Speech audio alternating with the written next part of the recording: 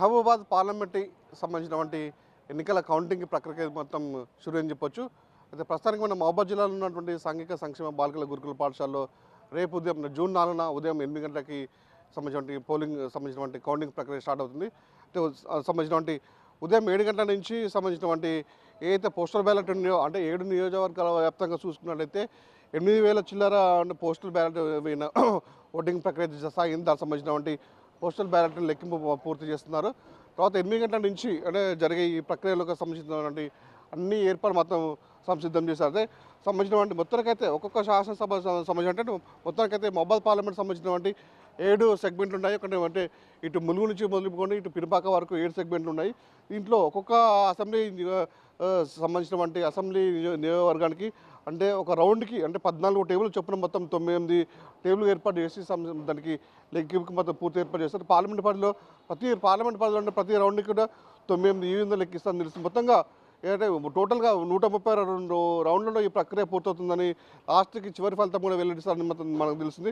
అత్యధికంగా అదే ములుగు శాసనసభ సంబంధించినటువంటి నియోజకవర్గంలో 22 రౌండ్లుగా అత్యల్పంగా మొత్తం భద్రాచలం నుండి 13 రౌండ్లలో ఓట్ల లెక్కింపు పూర్తవుతుందని తెలుస్తుంది. మహబూబాబాద్ లోక్సభ పరిధిలోని 7 అసెంబ్లీ నియోజకవర్గంలో దాదాపుగా 750 మంది ఉద్యోగులు ఓట్ల లెక్కింపులో పాల్గొన్నారు. తొలుత భద్రాచలం నియోజకవర్గంలో లెక్కింపు పూర్తవుతుంది, చివరిగా ములుగు నియోజకవర్గం పూర్తుందని, తర్వాత విజేత ఎవరని మాత్రం తెలిసింది. హోమ్ ఓటింగ్కి సంబంధించినటువంటి పోస్టల్ బ్యాలెట్కి లెక్కించేందుకు ముందు ప్రత్యేక గది కూడా ఏర్పాటు చేశారు. ఇప్పటికే అధికారులు మొత్తం సంసిద్ధం చేశారు. 7 నియోజకవర్గాలకు సుమారు 8,370 మంది పోస్టల్ బ్యాలెట్ తెలిసింది. ఈ ఓట్ల లెక్కింపు 12 టేబులపై ఏఆర్ఓ సమక్షంలో ఏపీఓ సమక్షంలో కూడా మొత్తం ఓట్ల లెక్కింపు జరుగుతుంది.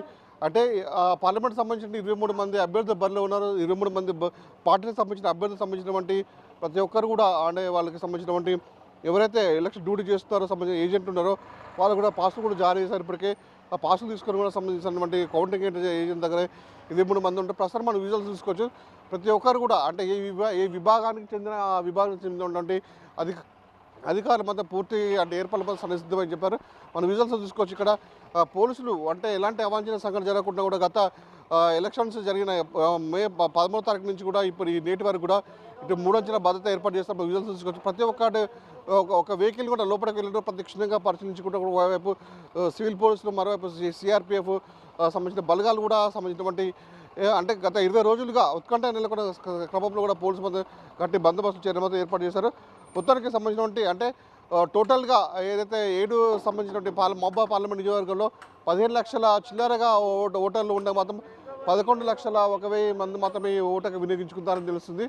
తీరా అంటే ఈ 20 రోజుల క్రమంలో కూడా గెలుపు ఎవరు వరిస్తుందని చెప్పేసి కూడా అభ్యర్థుల్లో కూడా చాలా ఉత్కంఠ నెలకొన్న క్రమంలో రేపు మాత్రం ఈ ఉత్కంఠకు తెరబడింది. అయితే అట్ ద సేమ్ టైం పోలీసులు కూడా అంటే ఎలాంటి అవాంఛనీయ సంఘటన జరగకుండా కూడా 3 అంచెల భద్రత ఏర్పాటు చేశారు. 144 సెక్షన్ కూడా అమల్లో ఉంటుందని చెప్తున్నారు. విజయం చేసుకున్న వ్యక్తుల అభ్యర్థులు కూడా ఇలాంటి విజయోత్సవ ర్యాలీలు కూడా సమావేశాలు కానీ బాణసంచ కానీ ఏమి కాల్చకుండా అంటే ప్రజలకు ఎలాంటి ఇబ్బంది కలగకుండా కూడా అన్ని ఏర్పాట్లు చేసామని చెప్తున్నారు. మొత్తానికైతే ప్రశాంత వాతావరణంలో ఇప్పుడు ఓటింగ్ ప్రక్రియ సంబంధించినటువంటి ఎన్నికల కౌంటింగ్ ప్రక్రియ సజావుగా సాగుతుంది. అందరూ సహకరించాలని చెప్పేసి ఇక్కడ ఉన్నతాధికారులు చెప్పిన పరిస్థితి ఉంది. ఇది ఇక్కడ పరిస్థితి. వీళ్ళంతా Madhu Big TV Mahabubabad. For more videos like this, subscribe Big TV channel.